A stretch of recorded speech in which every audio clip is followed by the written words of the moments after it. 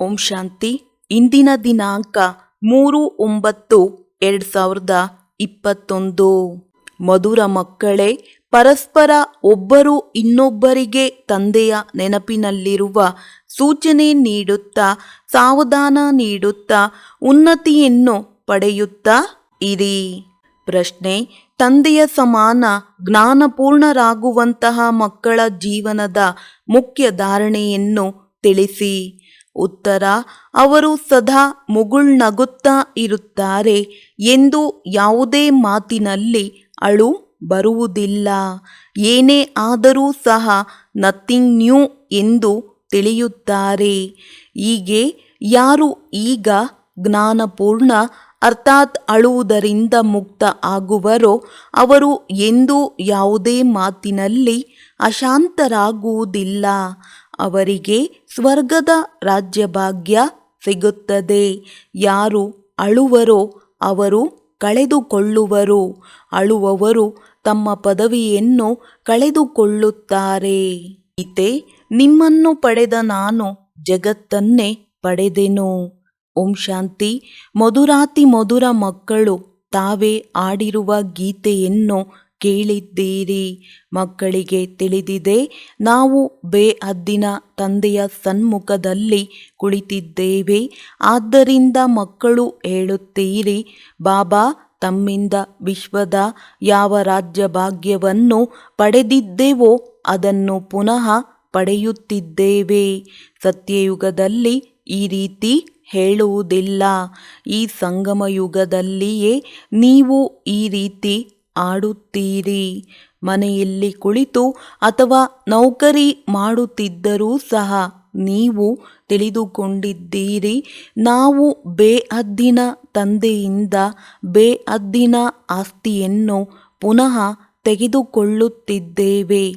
ಸೇವಾ ಕೇಂದ್ರಗಳಲ್ಲಿಯೂ ಸಾವಧಾನ ಸಿಗುತ್ತದೆ. ತಂದೆಯನ್ನು ನೆನಪು ಮಾಡಿ ಮತ್ತು ನಾವು ವಿಶ್ವದ ಮಾಲೀಕರಾಗುತ್ತಿದ್ದೇವೆ ಎಂಬುದನ್ನು ನೆನಪಿಟ್ಟುಕೊಳ್ಳಿ. ಯಾವುದೇ ಹೊಸ ಮಾತಿಲ್ಲ. ನಾವು ಕಲ್ಪಕಲ್ಪವೂ ತಂದೆಯಿಂದ ವಿಶ್ವದ ರಾಜ್ಯಭಾಗ್ಯವನ್ನು ತೆಗೆದುಕೊಳ್ಳುತ್ತೇವೆ.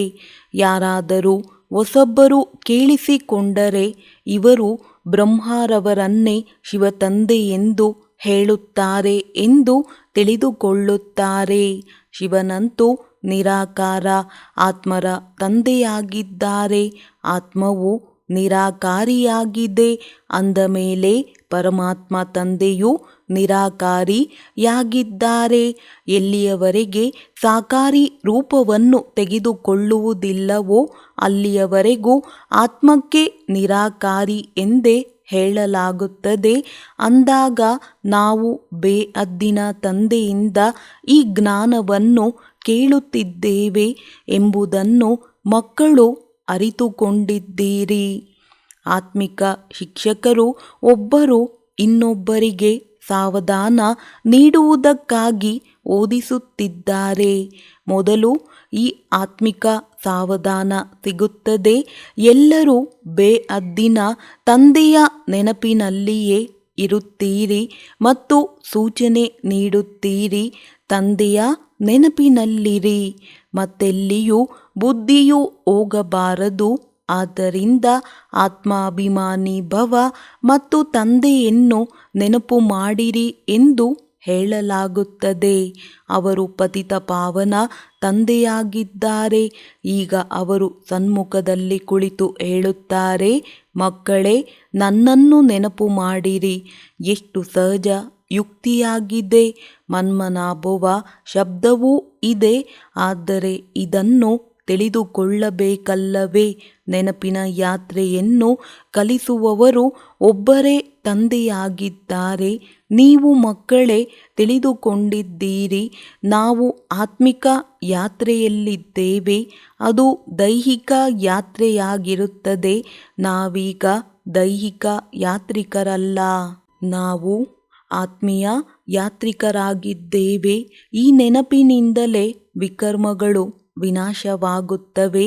ನೀವು ವಿಕರ್ಮಾಜೀತ ಆಗಿಬಿಡುತ್ತೀರಿ. ನೀವು ವಿಕರ್ಮಾಜೀತರಾಗಲು ಮತ್ಯಾವುದೇ ಉಪಾಯವಿಲ್ಲ. ಒಂದು ವಿಕರ್ಮಾಜಿತ್ ಸಂವತ್ಸರವಾಗಿದೆ, ಇನ್ನೊಂದು ವಿಕರ್ಮ ಸಂವತ್ಸರವಾಗಿದೆ. ನಂತರ ವಿಕರ್ಮಗಳು ಆರಂಭವಾಗುತ್ತವೆ. ರಾವಣ ರಾಜ್ಯವು ಆರಂಭವಾಯಿತು ಎಂದರೆ ವಿಕಾರಗಳು ಆರಂಭವಾಯಿತು. ನೀವೀಗ ವಿಕರ್ಮಾಜೀತರಾಗುವ ಪುರುಷಾರ್ಥ ಮಾಡುತ್ತಿದ್ದೀರಿ.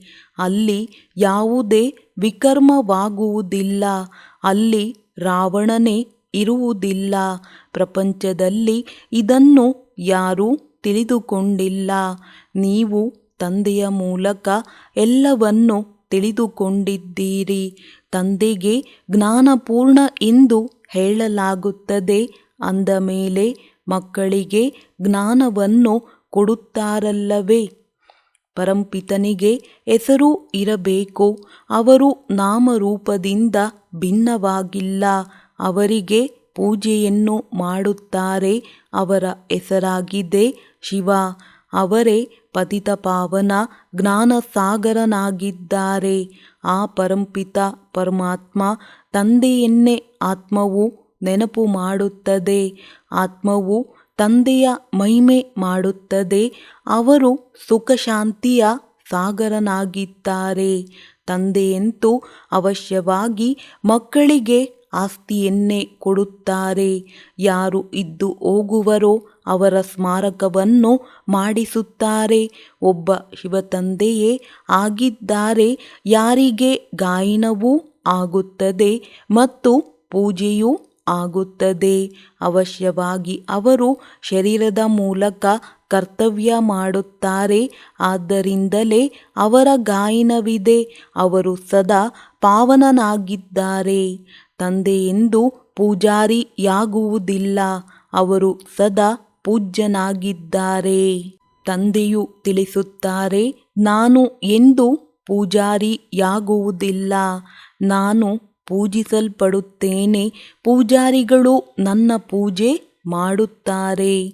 ಸತ್ಯಯುಗದಲ್ಲಿ ನನ್ನ ಪೂಜೆ ಮಾಡುವುದಿಲ್ಲ. ಭಕ್ತಿ ಮಾರ್ಗದಲ್ಲಿ ನಾನು ಪತಿತಪಾವನ ತಂದೆಯನ್ನು ನೆನಪು ಮಾಡುತ್ತೀರಿ. ಮೊಟ್ಟಮೊದಲು ಶಿವನದೇ ಅವ್ಯಭಿಚಾರಿ ಭಕ್ತಿ ಇರುತ್ತದೆ. ನಂತರ ವ್ಯಭಿಚಾರಿ ಭಕ್ತಿಯಾಗಿ ಬಿಡುತ್ತದೆ. ಬ್ರಹ್ಮ ಸರಸ್ವತಿಯನ್ನು ಸಹ ಶಿವತಂದೆಯೇ ವಿಶ್ವದ ಮಾಲೀಕರನ್ನಾಗಿ ಮಾಡುತ್ತಾರೆ. ಭಕ್ತಿಯದು ಎಷ್ಟೊಂದು ವಿಸ್ತಾರವಿದೆ. ಬೀಜದ ಯಾವುದೇ ವಿಸ್ತಾರವಿಲ್ಲ. ತಂದೆಯು ತಿಳಿಸುತ್ತಾರೆ, ನನ್ನನ್ನು ನೆನಪು ಮಾಡಿ ಮತ್ತು ಆಸ್ತಿಯನ್ನು ನೆನಪು ಮಾಡಿರಿ ಸಾಕು.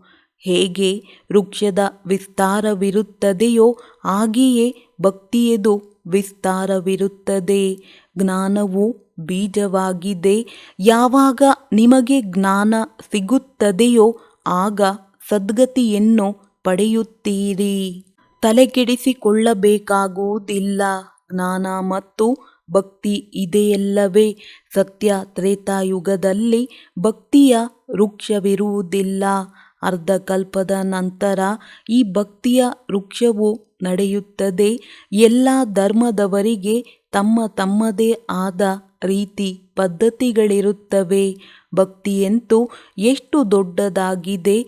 ಜ್ಞಾನವು ಎಲ್ಲರಿಗೂ ಒಂದೇ ಆಗಿದೆ. ಕೇವಲ ಮನ್ಮನಾಭವ.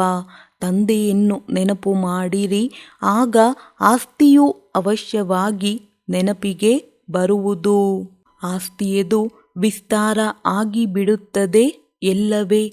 ಅದು ಹದ್ದಿನ ಆಸ್ತಿಯಾಗಿರುತ್ತದೆ. ಇಲ್ಲಿ ನಿಮಗೆ ಬೇಹದ್ದಿನ ಆಸ್ತಿಯ ನೆನಪು ಬರುತ್ತದೆ. ಬೇಹದ್ದಿನ ತಂದೆಯು ಬಂದು ಭಾರತವಾಸಿಗಳಿಗೆ ಬೇಹದ್ದಿನ ಆಸ್ತಿಯನ್ನು ಕೊಡುತ್ತಾರೆ. ಇಲ್ಲಿಯೇ ಅವರ ಜನ್ಮವಾಗುವುದೆಂದು ಗಾಯನವಿದೆ. ಈ ನಾಟಕದಲ್ಲಿ ಇದು ಅನಾದಿಯಾಗಿದೆ. ಹೇಗೆ ಭಗವಂತನು ಸರ್ವಶ್ರೇಷ್ಠ ಆಗಿದ್ದಾರೆಯೋ ಹಾಗೆಯೇ ಭಾರತ ಖಂಡವು ಸರ್ವಶ್ರೇಷ್ಠವಾಗಿದೆ. ಎಲ್ಲಿ ತಂದೆಯು ಬಂದು ಇಡೀ ಪ್ರಪಂಚದ ಸದ್ಗತಿ ಮಾಡುತ್ತಾರೆ. ಅಂದ ಮೇಲೆ ಎಲ್ಲದಕ್ಕಿಂತ ದೊಡ್ಡ ತೀರ್ಥಸ್ಥಾನವಾಯಿತಲ್ಲವೇ? ಏ ಪರಂಪಿತನೇ, ನಮ್ಮನ್ನು ತಮ್ಮ ಮನೆಗೆ ಕರೆದುಕೊಂಡು ಹೋಗಿ ಎಂದು ಹೇಳುತ್ತಾರೆ. ಭಾರತದ ಮೇಲೆ ಎಲ್ಲರಿಗೆ ಪ್ರೀತಿ ಇದೆ. ತಂದೆಯೂ ಸಹ ಭಾರತದಲ್ಲಿಯೇ ಬರುತ್ತಾರೆ. ನೀವೀಗ ಪರಿಶ್ರಮ ಪಡುತ್ತಿದ್ದೀರಿ. ನೀವು ಗೋಪಿವಲ್ಲಭನ ಗೋಪಿಕೆಯರಾಗಿದ್ದೀರಿ. ಸತ್ಯಯುಗದಲ್ಲಿ ಗೋಪಿಕೆಯರ ಮಾತಿಲ್ಲ. ಅಲ್ಲಿ ಕಾಯಿದೆಯ ಅನುಸಾರ ರಾಜ್ಯವು ನಡೆಯುತ್ತದೆ. ಚರಿತ್ರೆಯು ಕೃಷ್ಣನದಲ್ಲ, ಒಬ್ಬ ತಂದೆಯದಾಗಿದೆ. ಅವರ ಚರಿತ್ರೆಯು ಎಷ್ಟು ದೊಡ್ಡದಾಗಿದೆ. ಇಡೀ ಪತಿತ ಸೃಷ್ಟಿಯನ್ನು ಪಾವನವನ್ನಾಗಿ ಮಾಡುತ್ತಾರೆ. ಇದು ಎಷ್ಟು ಚಾತುರ್ಯವಾಗಿದೆ. ಈ ಸಮಯದಲ್ಲಿ ಎಲ್ಲರೂ ಅಜಾಮಿಳರಂತಹ ಪಾಪಿಗಳಾಗಿದ್ದಾರೆ. ಈ ಸಾಧುಗಳು ಮೊದಲಾದವರು ಶ್ರೇಷ್ಠಾಚಾರಿಗಳಾಗಿದ್ದಾರೆ ಎಂದು ಮನುಷ್ಯರು ತಿಳಿದುಕೊಳ್ಳುತ್ತಾರೆ. ಆದರೆ ತಂದೆಯು ಹೇಳುವುದೇನೆಂದರೆ, ಇವರ ಉದ್ಧಾರವನ್ನೂ ಸಹ ನಾನೇ ಮಾಡಬೇಕಾಗಿದೆ. ಹೇಗೆ ನೀವು ಪಾತ್ರಧಾರಿಗಳಾಗಿದ್ದೀರಿ, ತಂದೆಯೂ ಸಹ ಪಾತ್ರಧಾರಿಯಲ್ಲವೇ? ನೀವು 84 ಜನ್ಮಗಳನ್ನು ತೆಗೆದುಕೊಂಡು ಪಾತ್ರವನ್ನು ಅಭಿನಯಿಸುತ್ತೀರಿ. ತಂದೆಯೂ ಸಹ ರಚಯಿತ, ನಿರ್ದೇಶಕ, ಮುಖ್ಯ ಪಾತ್ರಧಾರಿ ಆಗಿದ್ದಾರೆ. ಮಾಡಿಸುವವರಾಗಿದ್ದಾರಲ್ಲವೇ? ಏನು ಮಾಡುತ್ತಾರೆ? ಪತಿತರನ್ನು ಪಾವನರನ್ನಾಗಿ ಮಾಡುತ್ತಾರೆ. ತಂದೆಯು ತಿಳಿಸುತ್ತಾರೆ, ನೀವು ತಮ್ಮನ್ನು ಪಾವನ ಮಾಡಲು ಬನ್ನಿ ಎಂದು ಕರೆಯುತ್ತೀರಿ. ನಾನು ಸಹ ಈ ಪಾತ್ರದಲ್ಲಿ ಬಂಧಿತನಾಗಿದ್ದೇನೆ. ಇದು ಏಕೆ ಆಯಿತು, ಯಾವಾಗ ಆಯಿತು ಎಂದು ಯಾರೂ ಕೇಳುವಂತಿಲ್ಲ.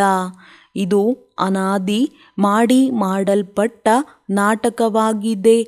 ಇದಕ್ಕೆ ಆದಿ ಮಧ್ಯ ಅಂತ್ಯವಿಲ್ಲ. ಪ್ರಳಯವಾಗುವುದಿಲ್ಲ. ಆತ್ಮ ಅವಿನಾಶಿಯಾಗಿದೆ ಎಂದು ವಿನಾಶ ಹೊಂದಲು ಸಾಧ್ಯವಿಲ್ಲ. ಇದಕ್ಕೆ ಅವಿನಾಶಿ ಪಾತ್ರವು ಸಿಕ್ಕಿದೆ. ಇದು ಬೇಹದ್ದಿನ ನಾಟಕವಲ್ಲವೇ? ತಂದೆಯು ಸಾರ ರೂಪದಲ್ಲಿ ತಿಳಿಸುತ್ತಾರೆ, ಈ ಡ್ರಾಮಾದ ಪಾತ್ರವು ಹೇಗೆ ನಡೆಯುತ್ತದೆ ಎಂದು. ಬಾಕಿ ಭಗವಂತನು ಸತ್ತಿರುವವರನ್ನು ಬದುಕಿಸಬಲ್ಲರು ಎಂದಲ್ಲ. ಈ ಅಂಧಶ್ರದ್ಧೆಯ ರಿದ್ದಿ ಸಿದ್ಧಿಯ ಮಾತುಗಳು ಇಲ್ಲಿಲ್ಲ. ನನ್ನನ್ನು ಕರೆಯುವುದೇ ಪತಿತರನ್ನು ಪಾವನ ಮಾಡಲು. ಬಂದು ನಮ್ಮನ್ನು ಪತಿತರಿಂದ ಪಾವನ ಮಾಡಿರಿ ಎಂದು ಹೇಳುತ್ತೀರಿ. ಆದ್ದರಿಂದ ಅವಶ್ಯವಾಗಿ ಬರುತ್ತೇನೆ. ಗೀತೆಯು ಸರ್ವಶಾಸ್ತ್ರಮಯಿ ಶಿರೋಮಣಿಯಾಗಿದೆ. ಭಗವಂತನೇ ಗೀತೆಯನ್ನು ತಿಳಿಸಿದ್ದಾರೆ. ಸಹಜ ರಾಜಯೋಗವನ್ನು ಯಾವಾಗ ಕಲಿಸಿದರು? ಇದನ್ನು ಸಹ ನೀವು ತಿಳಿದುಕೊಂಡಿದ್ದೀರಿ. ತಂದೆಯು ಕಲ್ಪದ ಸಂಗಮಯುಗದಲ್ಲಿ ಬರುತ್ತಾರೆ. ಬಂದು ಪಾವನ ಪ್ರಪಂಚ ಹೊಸ ರಾಜಧಾನಿಯನ್ನು ಸ್ಥಾಪನೆ ಮಾಡುತ್ತಾರೆ. ಸತ್ಯಯುಗದಲ್ಲಂತೂ ಸ್ಥಾಪನೆ ಮಾಡುವುದಿಲ್ಲ. ಅದು ಪಾವನ ಪ್ರಪಂಚವೇ ಆಗಿರುತ್ತದೆ. ಕಲ್ಪದ ಸಂಗಮಯುಗದಲ್ಲಿಯೇ ಕುಂಭಮೇಳವಾಗುತ್ತದೆ. ಆ ಕುಂಭಮೇಳವು 12 ವರ್ಷಗಳ ನಂತರ ನಡೆಯುತ್ತದೆ. ಈ ಅತಿ ದೊಡ್ಡ ಕುಂಭಮೇಳವು 5000 ವರ್ಷಗಳ ನಂತರ ನಡೆಯುತ್ತದೆ. ಇದು ಆತ್ಮರು ಮತ್ತು ಪರಮಾತ್ಮನ ಮೇಳವಾಗಿದೆ. ಯಾವಾಗ ಪರಂಪಿತ ಪರಮಾತ್ಮನು ಬಂದು ಎಲ್ಲ ಆತ್ಮರನ್ನು ಪಾವನರನ್ನಾಗಿ ಮಾಡಿ ಕರೆದುಕೊಂಡು ಹೋಗುತ್ತಾರೆ. ಕಲ್ಪದ ಆಯಸ್ಸನ್ನು ಹೆಚ್ಚು ಮಾಡಿರುವ ಕಾರಣದಿಂದಲೇ ಮನುಷ್ಯರು ಗೊಂದಲಕ್ಕೊಳಗಾಗಿದ್ದಾರೆ. ನೀವೀಗ ತಿಳಿದುಕೊಂಡಿದ್ದೀರಿ. ನೀವು ಯಾವ ಮಾಸಪತ್ರಿಕೆಯನ್ನು ಮಾಡಿಸುತ್ತೀರೋ ಅದನ್ನೂ ಸಹ ಯಥಾರ್ಥವಾಗಿ ತಿಳಿದುಕೊಳ್ಳುತ್ತೀರಿ. ಮತ್ಯಾರಿಗೂ ಅರ್ಥವಾಗುವುದಿಲ್ಲ. ತಂದೆಯು ಹೇಳಿದರು, ಮಕ್ಕಳೇ, ಈ ರೀತಿ ಬರೆಯಿರಿ. ಏನೆಲ್ಲವೂ ಆಯಿತೋ ಅದು 5000 ವರ್ಷಗಳ ಹಿಂದಿನ ತರಹ ಆಯಿತು. Nothing new. ಯಾವುದು 5000 ವರ್ಷಗಳ ಮೊದಲು ಆಗಿತ್ತೋ ಅದೇ ಪುನರಾವರ್ತನೆ ಆಗುತ್ತದೆ. ಯಾರಿಗೆಲ್ಲ ತಿಳಿದುಕೊಳ್ಳುವ ಇಚ್ಛೆ ಇದೆಯೋ ಬಂದು ತಿಳಿದುಕೊಳ್ಳಲಿ. ಇಂತಹ ಯುಕ್ತಿಗಳನ್ನು ರಚಿಸಬೇಕು. ನಾವು ಪತ್ರಿಕೆಗಳಲ್ಲಿ ಹೇಗೆ ಹಾಕಿಸಬೇಕು ಎಂದು ಇದನ್ನು ಸಹ ನೀವು ಬರೆಯಬಹುದು. ಈ ಮಹಾಭಾರತ ಯುದ್ಧವು ಹೇಗೆ ಪಾವನ ಪ್ರಪಂಚದ ದ್ವಾರವನ್ನು ತೆರೆಯುತ್ತದೆ ಎಂಬುದನ್ನು ಬಂದು ತಿಳಿದುಕೊಳ್ಳಿ. ಕಲ್ಪದ ಹಿಂದಿನ ತರಹ ಈಗ ಮಹಾಭಾರತ ಯುದ್ಧದಿಂದ ಸತ್ಯಯುಗವು ಹೇಗೆ ಸ್ಥಾಪನೆಯಾಗುತ್ತದೆ ಎಂಬುದನ್ನು ಬಂದು ತಿಳಿದುಕೊಳ್ಳಿ. ದೇವಿ ದೇವತೆಗಳ ರಾಜಧಾನಿಯು ಸ್ಥಾಪನೆಯಾಗುತ್ತಿದೆ. ಪರಮಾತ್ಮನಿಂದ ಜನ್ಮಸಿದ್ಧ ಅಧಿಕಾರವನ್ನು ತೆಗೆದುಕೊಳ್ಳುವುದಾದರೆ ಬಂದು ತೆಗೆದುಕೊಳ್ಳಿ. ಹೀಗೆ ವಿಚಾರಸಾಗರ ಮಂಥನ ಮಾಡಬೇಕು. ಅವರು ಕಥೆಗಳು ಇತ್ಯಾದಿಗಳನ್ನು ರಚಿಸುತ್ತಾರೆ. ಇದು ಸಹ ಡ್ರಾಮಾದಲ್ಲಿ ನಿಗದಿಯಾಗಿದೆ. ಆ ಪಾತ್ರವನ್ನು ಅಭಿನಯಿಸುತ್ತಾರೆ. ವ್ಯಾಸನು ಸಹ ಡ್ರಾಮಾ ಪ್ಲಾನ್ ಅನುಸಾರ ಶಾಸ್ತ್ರಗಳನ್ನು ರಚಿಸಿದ್ದಾರೆ. ಅವರಿಗೆ ಪಾತ್ರವೇ ಆ ರೀತಿ ಸಿಕ್ಕಿದೆ. ನೀವೀಗ ಈ ಡ್ರಾಮಾವನ್ನು ತಿಳಿದುಕೊಂಡಿದ್ದೀರಿ. ಮತ್ತೆ ಇದೇ ಡ್ರಾಮಾ ಪುನರಾವರ್ತನೆ ಆಗುವುದು. ನೀವೀಗ ಬಂದಿದ್ದೀರಿ, ಪುನಃ ಜ್ಞಾನವನ್ನು ಕೇಳುತ್ತೀರಿ. ನಿಮಗೆ ತಿಳಿದಿದೆ, ಪುನಃ ಈ ಲಕ್ಷ್ಮೀ ನಾರಾಯಣರ ರಾಜ್ಯವು ಬರುವುದು. ಮತ್ತೆಲ್ಲ ಧರ್ಮಗಳು ಸಮಾಪ್ತಿಯಾಗುವವು. ನೀವೀಗ ಜ್ಞಾನಪೂರ್ಣರಾಗುತ್ತಿದ್ದೀರಿ. ತಂದೆಯು ನಿಮ್ಮನ್ನು ತಮ್ಮ ಸಮಾನ ಜ್ಞಾನಪೂರ್ಣರನ್ನಾಗಿ ಮಾಡುತ್ತಾರೆ. ನೀವು ತಿಳಿದುಕೊಂಡಿದ್ದೀರಿ, ಅರ್ಧಕಲ್ಪ ನೀವು ಬಹಳ ಶಾಂತಪೂರ್ಣರಾಗುತ್ತೀರಿ. ಯಾವುದೇ ಪ್ರಕಾರದ ಅಶಾಂತಿ ಇರುವುದಿಲ್ಲ. ಅಲ್ಲಿ ಮಕ್ಕಳು ಎಂದೂ ಅಳುವುದಿಲ್ಲ, ಸದಾ ಮುಗುಳ್ನಗುತ್ತಿರುತ್ತಾರೆ. ಇಲ್ಲಿಯೂ ಸಹ ನೀವು ಅಳುವಂತಿಲ್ಲ. ಅಮ್ಮ ಸತ್ತರೂ ಹಲ್ವಾ ತಿನ್ನಿ ಎಂಬ ಗಾಯನವಿದೆ. ಯಾರು ಅಳುವರೋ ಅವರು ಕಳೆದುಕೊಳ್ಳುವರು. ಪದವಿಯು ಭ್ರಷ್ಟವಾಗುವುದು. ನಿಮಗೆ ಪತಿಯರ ಪತಿ ಸಿಕ್ಕಿದ್ದಾರೆ. ಅವರು ಸ್ವರ್ಗದ ರಾಜ್ಯಭಾಗ್ಯವನ್ನು ಕೊಡುತ್ತಾರೆ. ಅವರು ಎಂದೂ ಸಾಯುವುದಿಲ್ಲ. ಅಂದ ಮೇಲೆ ಅಳುವ ಅವಶ್ಯಕತೆ ಏನಿದೆ? ಯಾರು ಅಳುವುದರಿಂದ ಮುಕ್ತರಾಗುವರೋ ಅವರೇ ರಾಜ್ಯಭಾಗ್ಯವನ್ನು ಪಡೆಯುವರು. ಉಳಿದವರು ಪ್ರಜೆಗಳಲ್ಲಿ ಬರುತ್ತಾರೆ.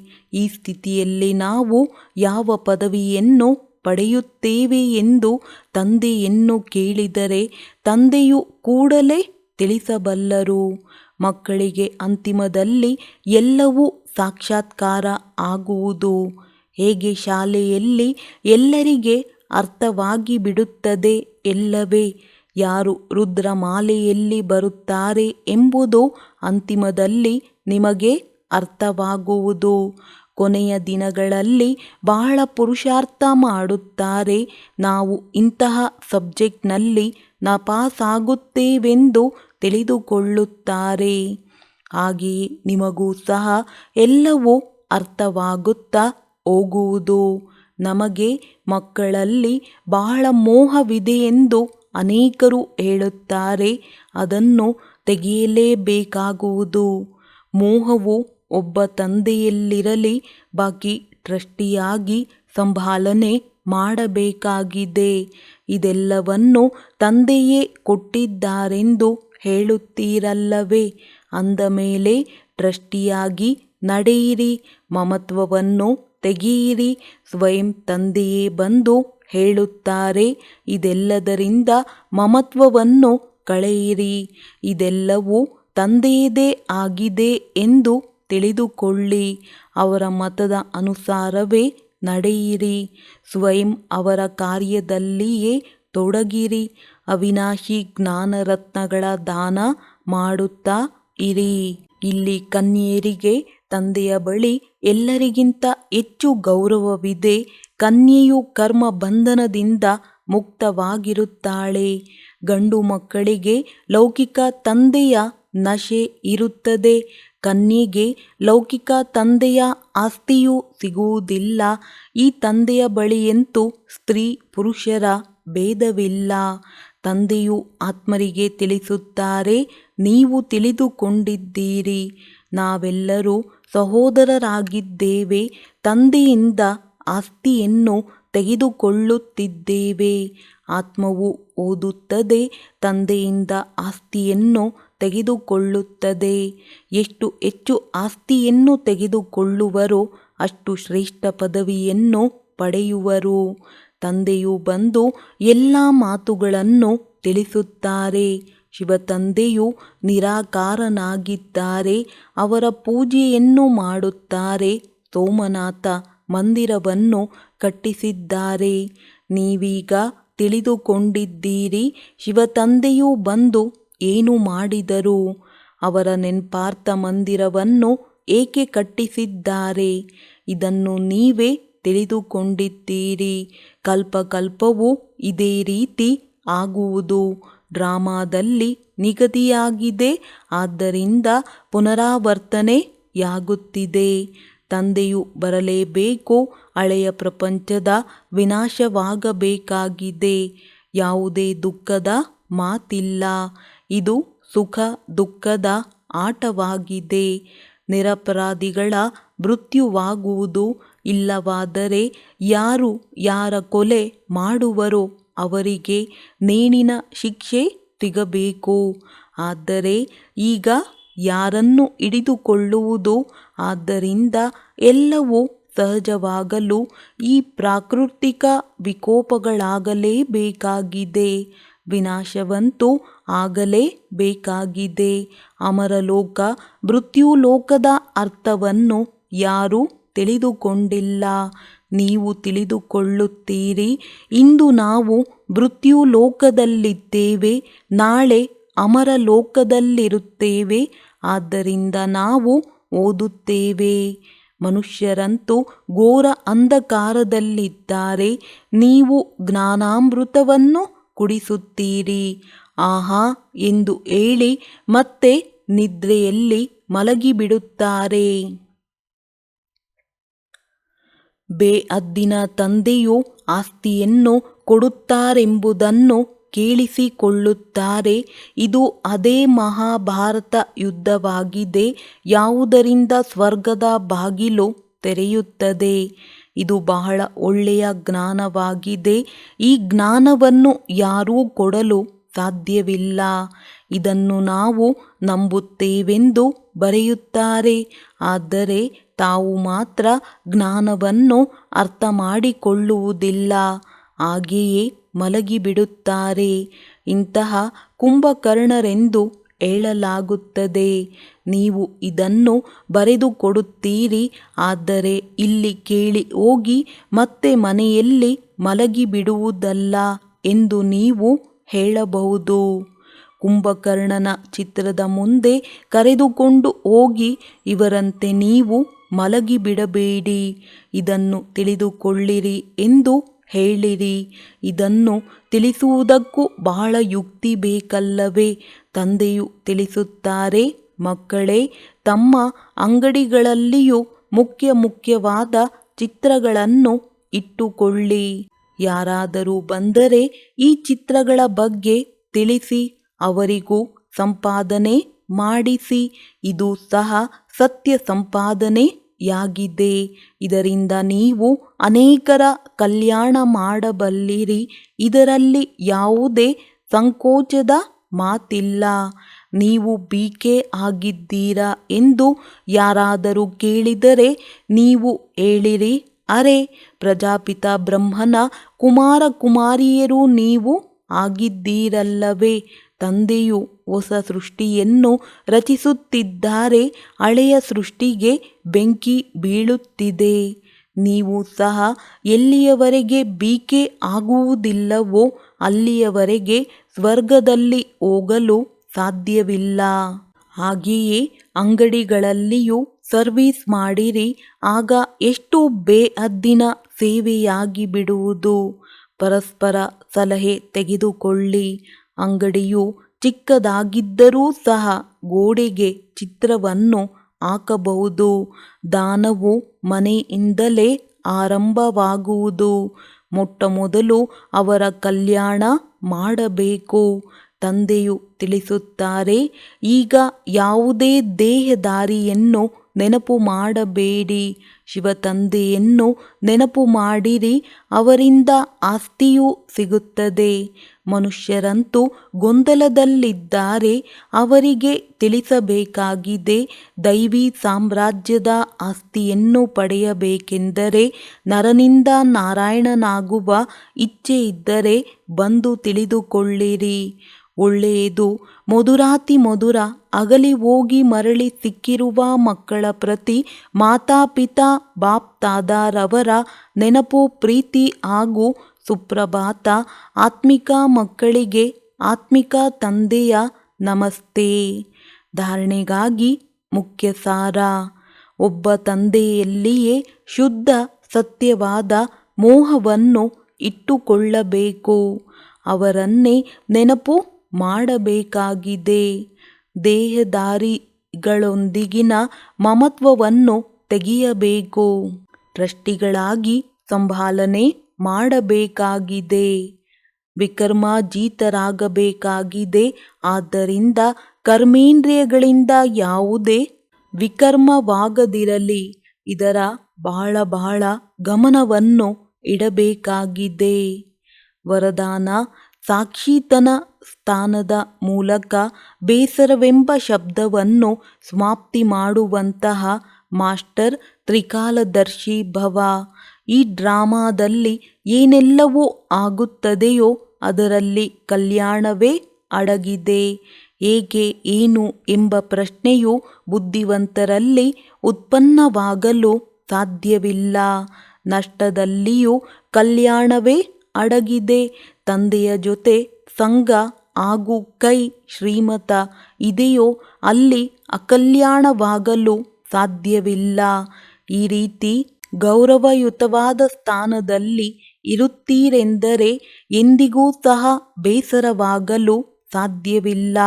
ಸಾಕ್ಷಿತನದ ಸ್ಥಾನವು ಬೇಸರ ಶಬ್ದವನ್ನು ಸಮಾಪ್ತಿ ಮಾಡಿಬಿಡುತ್ತದೆ. ಆದ್ದರಿಂದ ತ್ರಿಕಾಲದರ್ಶಿಯಾಗಿ ಪ್ರತಿಜ್ಞೆ ಮಾಡಿರಿ, ಬೇಸರವಾಗುವುದಿಲ್ಲ, ಅನ್ಯರನ್ನು ಬೇಸರ ಪಡಿಸುವುದಿಲ್ಲ. ಸ್ಲೋಗನ್: ತಮ್ಮ ಸರ್ವ ಕರ್ಮೇಂದ್ರಿಯಗಳನ್ನು ಆದೇಶದ ಅನುಸಾರ ನಡೆಸುವುದೇ ಸ್ವರಾಜ್ಯ ಅಧಿಕಾರಿ ಆಗುವುದಾಗಿದೆ. ಒಳ್ಳೆಯದು. ಓಂ ಶಾಂತಿ.